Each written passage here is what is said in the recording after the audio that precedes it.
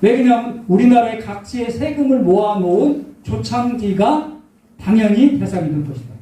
그러면 과연 조창지가 어디냐? 그러면 자, 요것을 내놓고 제가 여기에 이성계 황산대첩을 왜 여기다 써놨냐? 자, 다 불에 타버렸어요. 1380년에 500척의 배가 다 최무선을 중심으로 한 화약을 써가지고 500척이 다 불타버렸어요.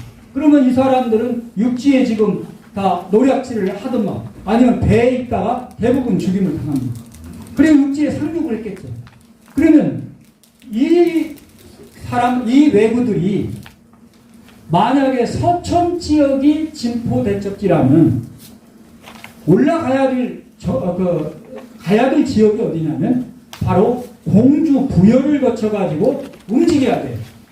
근데 공주 부여에 대한 내용은 한마디도 기록이 없습니다. 제가 그것은 1996년도 운포 기싸움놀이 역사적인 배경을 쓸 때 그때 얘기를 했고요.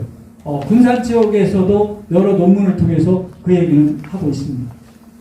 그러면 바로 그러면서 어디로 이어요? 옥천과 영동으로 이어져요. 그럼 옥천과 영동은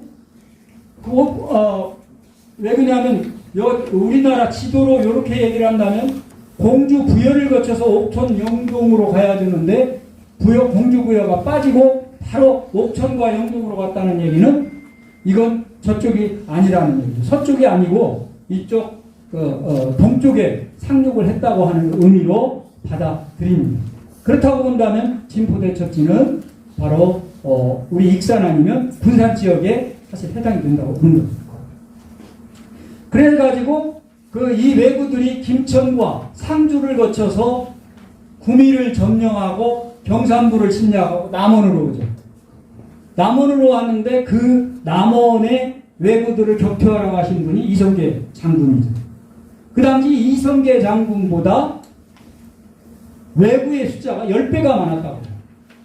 그래서 그 왜구의 가장 앞장선 선봉장이 아기발도 아닙니까? 아기발도를 활로 결국에 쏘아서 죽였다. 그럼으로써 왜구들을 무찌르는 대표적인 황산대첩이 나오게 되는 그런 과정이거든요. 그래서 이 과정에서도 보면 바로 진포대첩은 대첩지는 적어도 저쪽 서쪽 지역은 서천 지역은 아니었을 것이고 바로 이 군산이나 익산 지역으로 보여지는 거죠. 자, 그러면 이런 점에서 진포대첩과 관련된 이 진포가 딱 한 군데 딱 지정을 해서 여기가 진포다 하면 얼마나 좋겠어요. 근데 참 그게 안 됩니다. 여기 나와 있습니다만 충남 서천선, 진포구를 서천 금강으로 보고 있고요. 그래서 요즘에 와서는 장항 일대로 요즘 다시 보여줍니다. 군산 쪽에서는 바로 진포가 진성창이 어디냐면 창오리 일대죠. 그래서 성산면 창오리 일대 그리고 나포면 원나포를 진포라고 하는 그런 그 신증 동국여지순남에서도 얘기를 하고 있어요. 그래서 그 지역을 얘기합니다. 그 다음에 익산설에서도 뭘 주장하냐면 역시 익산에 그 당시에 고려 말기에 조창이 있었기 때문에 그 조창을 노리고 왜구들이 쳐들어온 것이 진포대첩이다. 그러니까 그런 점에 있어서 본다면 바로 어디를 주장하냐면 바로 운포에 지금 저 고창지역.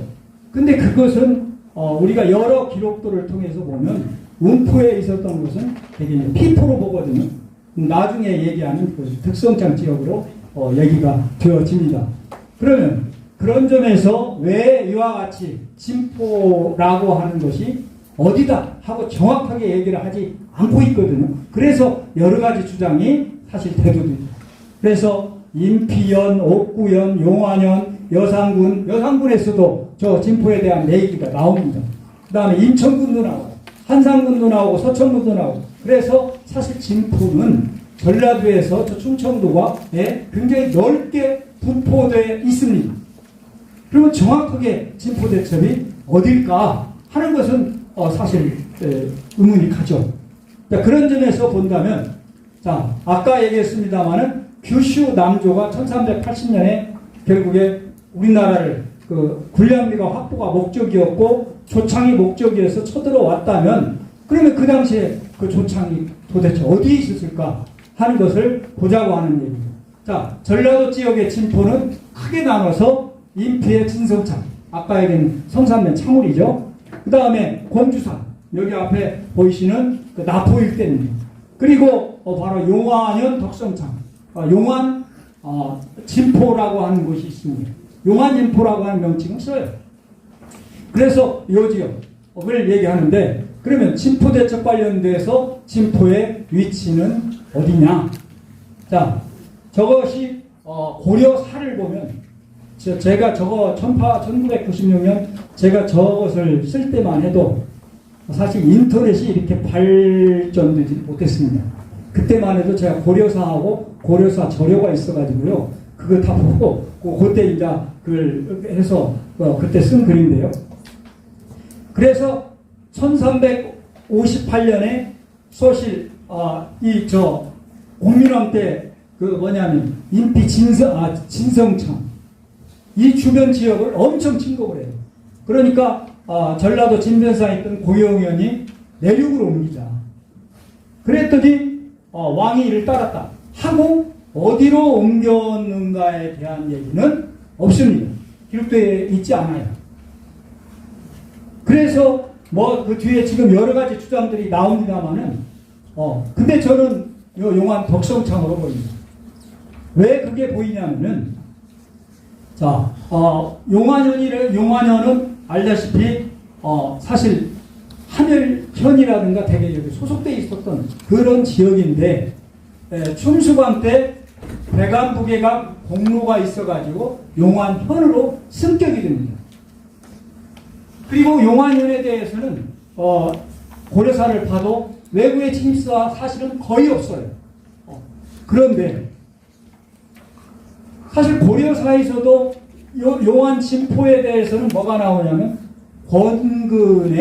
권근이 쓴 조전성기라고 하는 것에 보면 1390년에 용안에다가 성을 쌓아서 소위 그 해루를 통해서 서울과 조운을 쉽게 해서 여기에서 바치는 여러 가지 곡식들을 중앙에 바치는데 쉽고 세금을 받기가 쉬웠던 그런 아주 중요한 지역이다. 그런 이야기가 나옵니다. 그런데 그 이전의 기록으로서 바로 경신년 1380년에 심덕부의 행장, 심덕부의 그 묘비명 중에 쭉 이분이 이러이러한 행동을 했다 하는 것을 기록한 그 내용이 있어요. 이게 동문선에 나와 있는데 거기에 뭐가 나면 1380년에 용안 진포에서 바로 심덕부가 왜구를 격투했다 하는 내용이 나와요. 그러면 이 당시에 용안 진포는 저 내용을 통해서 본다면 이미 1390년 이전에 있었다는 그런 내용이 듭니다. 그래서 당시에 왜구들이 조창으로서 침탈하려고 했던 곳이 어디냐면 바로 용안 덕성창이고, 그러면 아까 얘기했던 진포구는 어디냐? 진포는 진포가 아니거든요. 진포의 입구예요. 그러면 그 지역은 바로 아까 얘기했습니다만 용안에 조전성 기문이 있습니다만은 저 내용을 통해서 볼 때 이미 운영되고 있었다.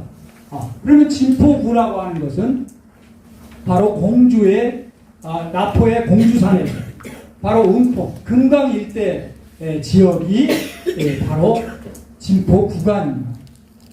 저는 이제 그렇게 보는 거예요. 그래서 바로 요 지역, 그러면 이 지역은 어디냐? 바로 공주산에서 음포의 금강유역이라면 거의 이게 하멜현 소속입니다. 사실 음포가 하멜현에서 거의 벗어난 적은 저는 거의 없는 걸로 그렇게 알고 있거든요.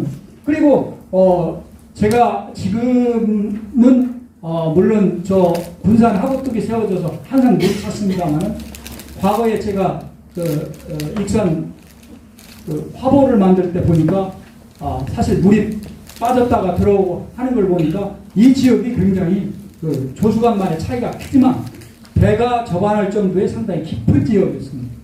그리고 우호 같은 게 나왔잖아요. 깊으니까 그게 가능했습니다.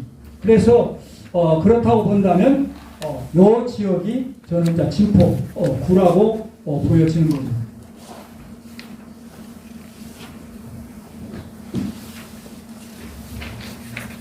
예.